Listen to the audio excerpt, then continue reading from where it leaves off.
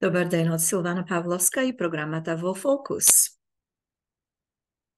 Денес продолжуваме со серијата посветена на Димитар Митрев и Пиринска Македонија. Да спомнам дека денес е недела, 27. август 2023 година. Насловот на ова четиво е Владата на Стамболиски и македонското прашање.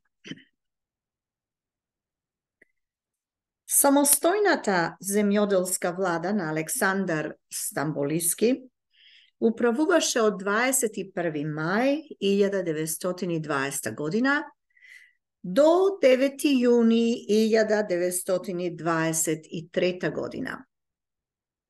Таа влада се одликуваше со својот изразит антимонархизам, со својот политички радикализам и со преземањето на низа социјално-економски реформи, што ја олеснуваа состојбата на сиромашните и ситно собственичките селски и градски маси.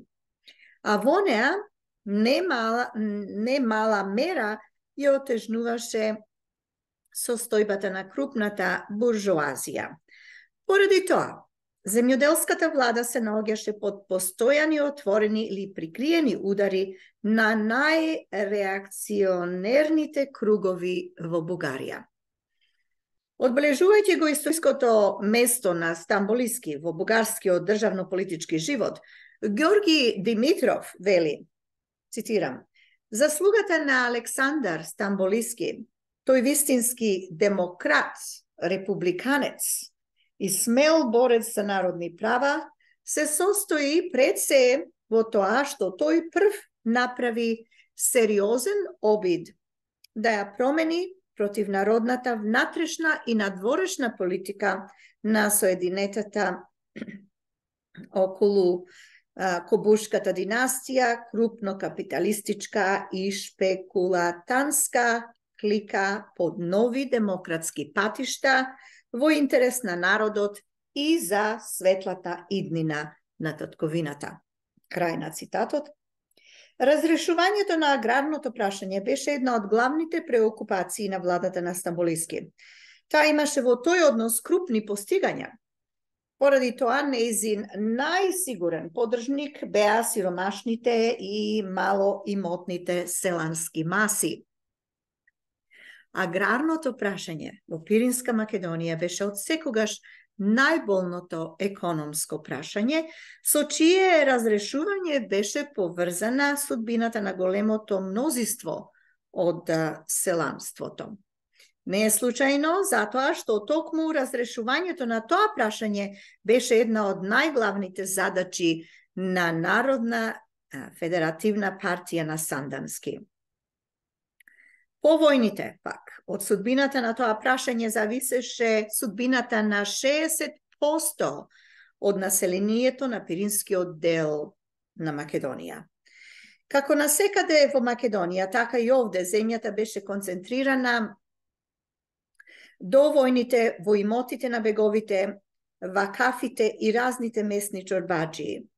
Најплодните и најпогодните за обработување полиња спаѓаа во реоните на чифлигарските и вакафските земји. Во текот на војните, скоро сите собственици на чифлици, турци и грци ги напуштија имотите и побегнаа во Грција и Турција. Нивните имоти беа објавени за безстопански и се поставија под управата на Министерството за земјоделство и државните имоти во Бугарија. Во време траењето на земјоделската владина управа, сите тие имоти им се даваа под наем на бегалците и на местните безимотни селани. Тие наеми беа речиси символични. Подоцна, со создавањето на законот за настанување на бегалците и законот за трудова земјишна собственост, се пристапи кон порационално и порадикално уредување на прашањето на безсобственицките, тоест безстопанските имоти. Назначени беа комисии што ги пронаоѓа и ги доведува во познатост сите безстопански имоти. Потоа комисиите ги распределуваат тие имоти помеѓу безимотното селско население и бегалците. Најмногу беше направено во врска со тоа во Горна Џумаја и околијата, каде што имаше најголем број безимотни селани и бегалци. Во време на земјоделската влада почна и во Пиринска Македонија процесот на кооперирањето на земјоделските производители. Во низа села се создадоа тутунопроизводители и други земјоделски кооперации.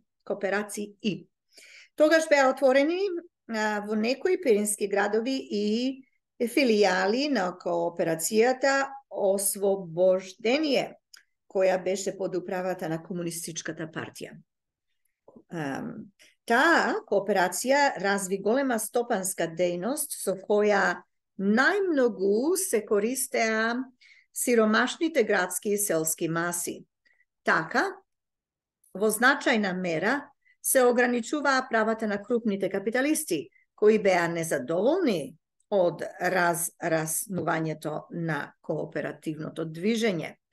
Пак во тоа време беа спроведени и низа законски ограничувања на крупниот капитал, а банки, како земјоделската и кооперативната, со погодни кредити ги олеснуваа масовните земјоделски производители.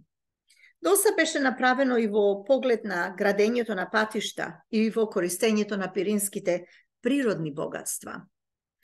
Во поглед на национално-ослободителната борба на македонците од пиринскиот дел на Македонија и воопшто во однос на македонското прашање, лично Стамболиски немаше илузии од велико бугарски карактер. Тој, како член на бугарската државна делегација, која го потпиша мировниот договор во Париз во 1919 година, поднесе на мировната конференција еден меморандум во кој го предлагаше создавањето на една независна македонска држава. Стамболиски го изразуваше настроението на бугарското селанство, кое гледаше на Македонија како и на своја масовна гробница. За бугарските селани не постоеше некаква Македонија како поимна националистичко-романтичарска обсесија, ами само еден простор во чие име и на чија територија бескорисно и бројно ги полагаа своите животи во текот на не една војна. Пролевајќи до тогаш обилна крв по македонските планини, селанецот во Бугарија имаше аверзија спрема тирадите за неостварените национални идеали. Слушувањето пак во инстинктот на селанецот беше водечка стихија во самата бунтарско стихijна природа на Стамболиски. Постоја и други околности за една поправилна ориентација на Стамболиски по македонското прашање.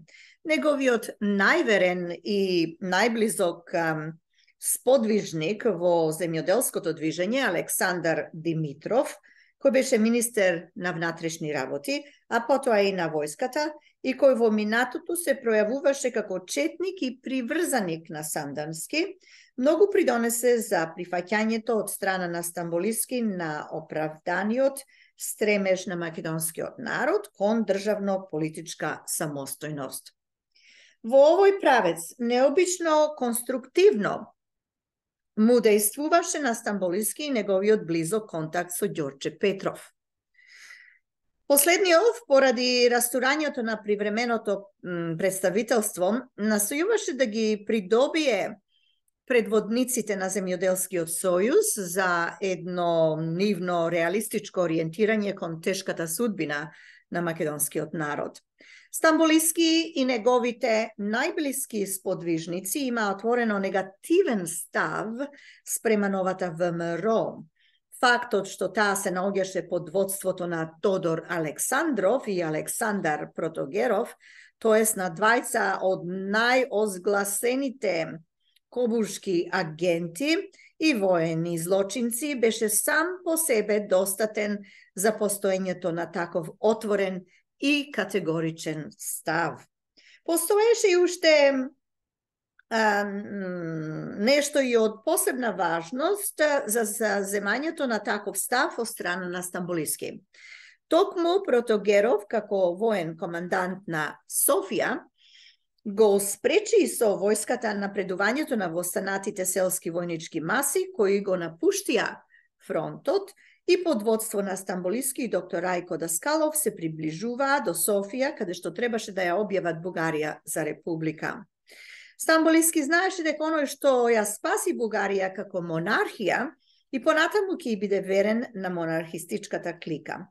Кај него немаше никаква дилема дека револуционерството на Александров и Протогеров е фасада за која се прикриваше наредбодавството на дворот и реакцијата.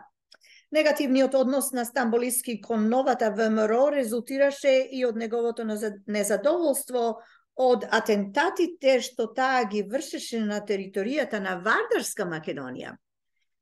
Тие атентати се јавуваа како сериозна пречка на настојувањата на Стамболиски за зближување со Југославија. Тоа пак зближување не беше за него еден дипломатско-тактички маневр, бидејќи гледаше на него како длабоко убеден југословен. Позната е неговата изјава, цитирам, "Јас сум ни бугарин, ни србин, туку сум југословен." Крај на цитатот. Поради тоа, реакцијата во Бугарија го прогласи за предавник на националните идеали. Неговите напори, особено по спогодбата што ја постигнаа со владата на Пешич во 1922 година, за уште потесно зближување со Југославија, се третираа од бугарските реакционерни врвови како капитуланство во однос на евентуалното идно обединување на Вардарска Македонија со Бугарија. Ќе го прочитаме тоа пак. Вака вели: неговите напори, особено по спогодбата што ја постигнаа со владата на Пашич во 1922 година, за уште потесно зближување со Југославија, се третираа од бугарските реакционерни врвови како капитуланство во однос на евентуалното идно обединување на Вардарска Македонија со Бугарија. За такво обединување Стамболиски навистина не беше, но не беше и за некакво признавање правата на официјална Југославија наспроти волјата на македонскиот народ. Ако можеше да се зборува за чин на некакво капитуланство, тоа беше капитуланство спрема великобугарскиот шовинизам. Стамболиски беше отворен противник на ВМРО и поради неговото начелно несогласување со тоа, борбата за ослободување на Македонија да се врши по пат на терористички акции.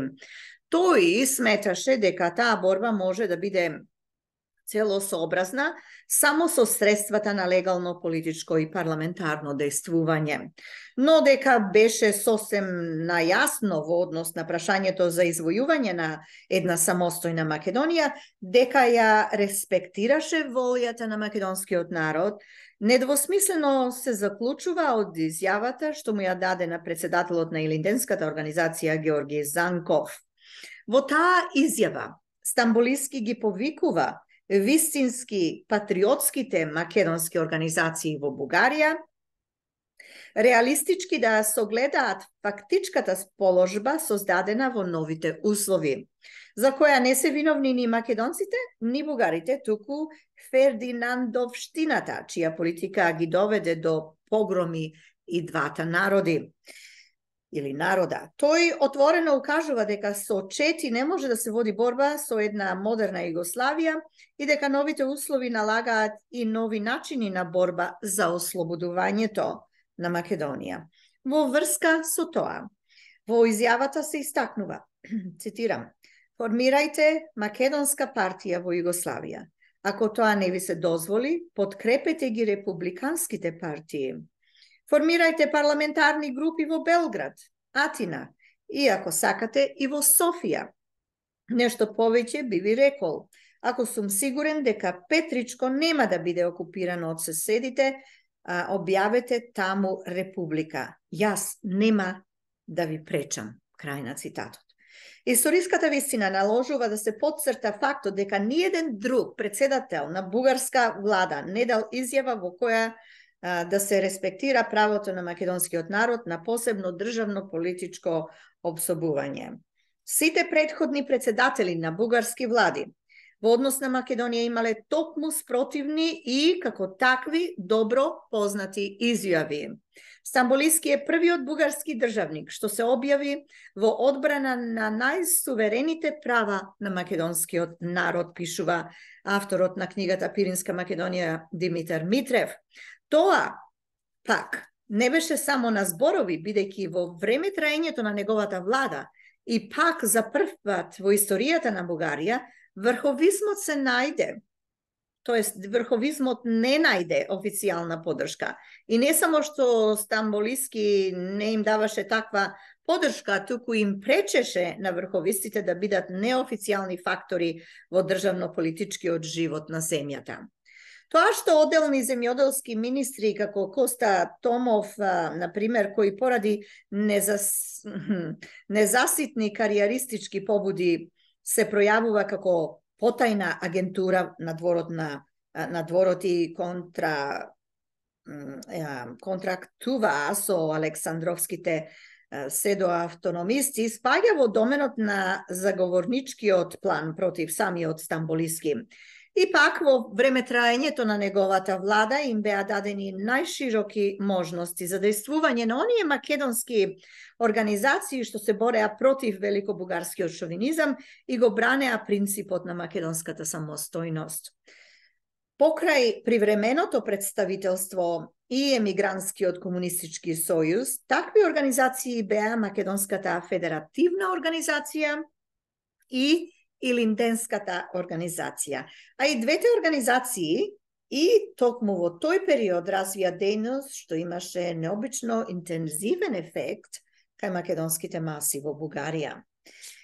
Федеративната организација, основана во 1920 година, го застапуваше становиштето дека една слободна и обединета Македонија е првиот услов за федерирање на балканските народи.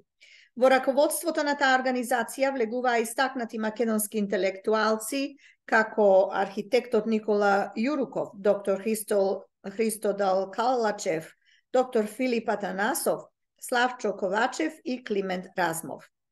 Со едно такво раководство, федератистите имаа силно влијание врз емигрантската интелигенција и го привлекоа кон себе мнозискиот дел на македонското студентство. Кон нив се приклучија и некои револуционерни дејци, познати од порано, како Павел Шатев, Тодор Паница, Крсто Лјондев, Никола Киров Мајски, Крум Зограф и други. Несомнена слуга на федеративната организација е тоа што се изгради таа како пандан на неоврховистичкиот исполнителен комитет на братствата. Илинденската организација се појави истовремено со федеративната и многу придонесе за активизирањето на старите револуционери. Живите учесници во Илинденското востание се обединуваа во својата организација и работеа во неа за доразвивањето на старите централистички принципи во духот на еден револуционерен демократизам.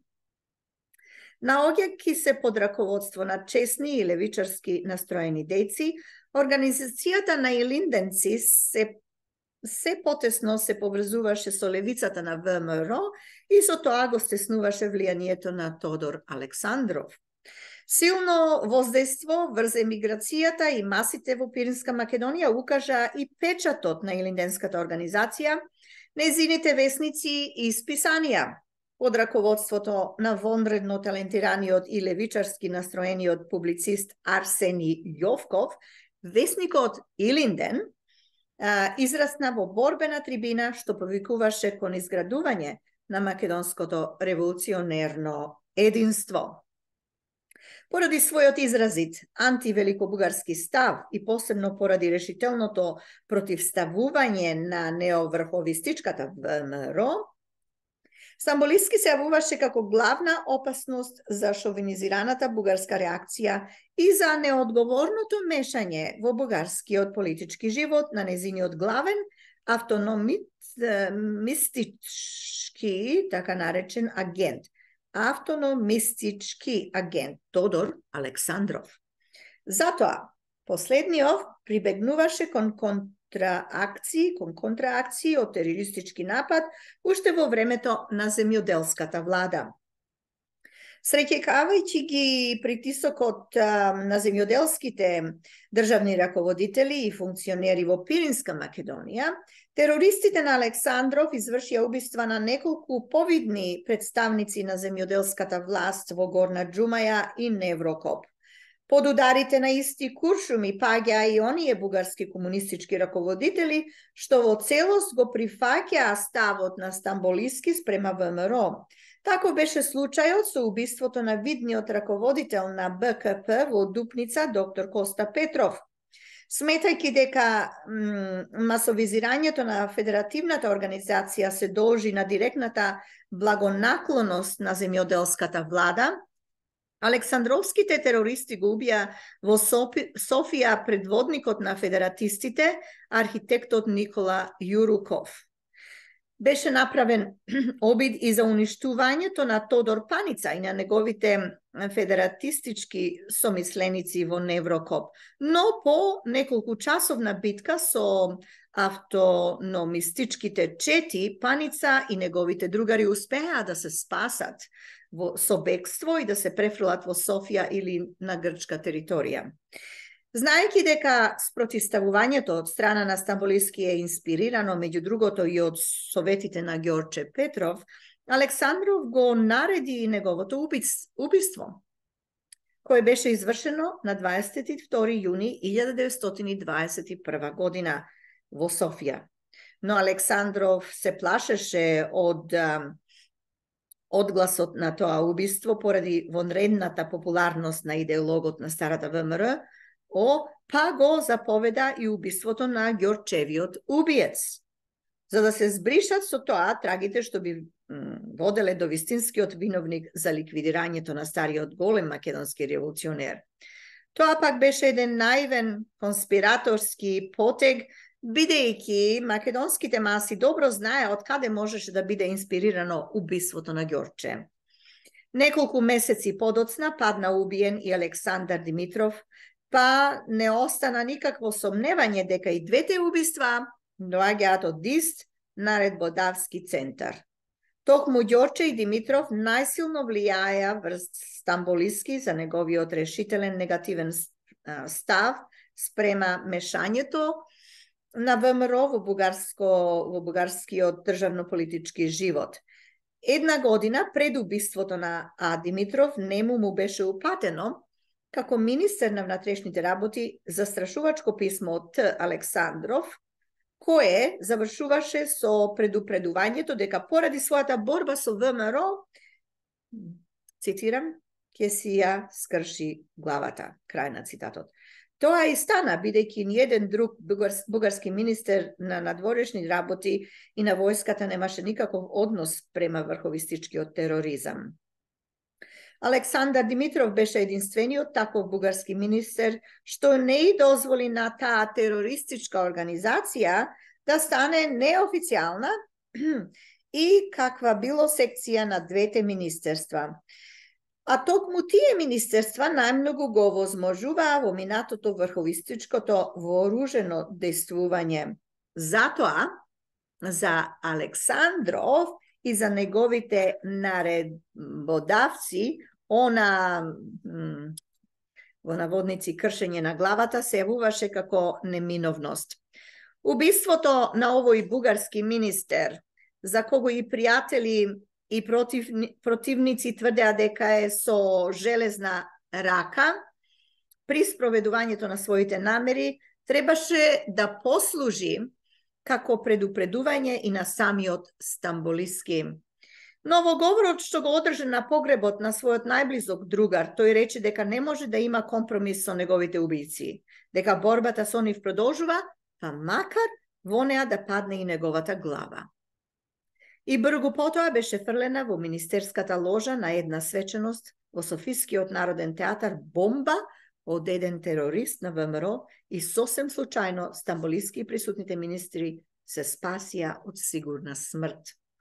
Убиствата и атентатите кои по наредба на Александров се вршеа спрема раководителите на Земјоделскиот сојуз беа образложувани во печатот на Александровските пропагандисти со тезата дека земјоделската влада се меша во македонските работи и со тоа ја нарушува македонската револуционерна самостојност. Таа теза пак беше само блеф, со кој требаше да се сокрие незадоволството на неоврховистичкиот главатар од тоа што му е одземена можност да се пројавува како неограничен фактор во бугарскиот државно-политички живот. До една таква пројава можеше да се дојде само со ликвидирањето на земјоделската влада,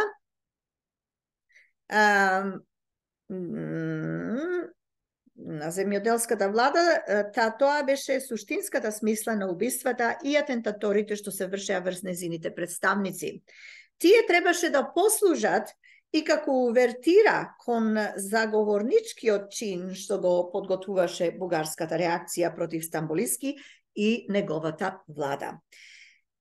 9-тојунскиот воен преврат во 1923 година, организиран од дворот и реакционерите врвови во Бугарија, ја турна владата на Стамболиски. Во превратот зедоа учество и терористички одреди испратени од Александров. Војската, под командата на реакционерското офицерство, ги задушуваше бунтовите на селанските маси, што се дигнаа со оружје в рака да ја бранат својата власт, а терористите на ВМРО учествуваа во избивањето на земјоделски министри и видни функционери на владата. Самиот непосреден убиец на Стамболиски, а кој зверски го уби овој голем демократ и легендарен селански трибун, автономистичкиот скопски војвода Величко Велјанов Чичото. Насекаде во Бугарија, седо автономистичките четници и војводи станаа синоним на платени убици и професионални садисти. Затоа пак новата влада им беше ним бескрајно благодарна. Во една изјава на министерот за надворешни работи професор Владимир Молов пред странскиот печат се вели, цитирам: "Ако Бугарија не успеа да ја ослободи Македонија, на 9 јуни македонското движење успеа да ја ослободи Бугарија од робството на земјоделската тиранија." Крај на цитатот. Во време на превратот Александров се пресмета со уште неколку своји противници од федеративното движење. Тогаш беше убиен видниот федералист и социјалдемократ Климент Размов, а истовремено падна убиен и предводникот на студентите, федератисти Петар Таралјамов. Убиства на видни земјоделски функционери и приврзаници на левицата на ВМРО беа извршени и во Пиринска Македонија. Паѓањето на Стамболиски и воведувањето на крвавиот реакционерен режим на Александар Цанков беше тежок пораз и за бугарските и за македонските прогресивни сили. Земјоделската влада, па и самиот Стамболиски има очебини недоследности, грешки и застранувања од селанско-стихиен и ситно-буржуазиски карактер, но не може да се одрекне и очебиниот демократски карактер на таа влада, особено спрема левичарските движења во Бугарија и спрема самата комунистичка партија. Стамболиски имаше во моменти сосем позитивен однос, но не помали беа грешките и на тие движења и на комунистичката партија, со честото заземање на безогледен опозиционерски став спрема земјоделската влада и спрема самиот Стамболиски. Неоспорна грешка беше и позицијата на Комунистичката партија да не учествува во бунтовите на селанството во време на превратот и требаше да победи реакцијата и да дојде на власт крајно реакционерната влада на Александар Цанков, за да се согледаат во сета своја неодржливост погрешните потези на БКП пред и во време на 9-јунскиот преврат. Означувајќи се како коалиција под името Демократски зговор, владата на Цанков действуваше всушност како превосходно антидемократска влада, ограничувајќи ги до крај на мера правата на вистинските демократски партии и организации. Под нејзините ограничувачки мерки и репресалии попадна и македонските прогресивни организации. Во Пиринска Македонија пак автономистичките главатари станаа полновласни господари, неспречувани со ништо од новите државни функционери. Ете, тоа беше четивото владата на Стамболиски и македонското прашање, кое што ви го прочитавме во целост од книгата на Димитар Митрев со наслов Пиринска Македонија. Ете толку од мене за денес. Ви посакувам пријатна вечер и успешна и плодна недела, што иди. Уште еднаш да повторам, ова емисија наречена Во фокус со Силвана Павловска, а тоа сум јас, почитувани мои гледачи, ви благодарам за вниманието. Следниот пат ќе продолжиме со четивото Пиринска Македонија во септемвриското востание во 1923 година. Така да, целта е да ги споделиме овие информации со вас и се гледаме и слушаме следниот пат. Од мене се најубаво, пријатно.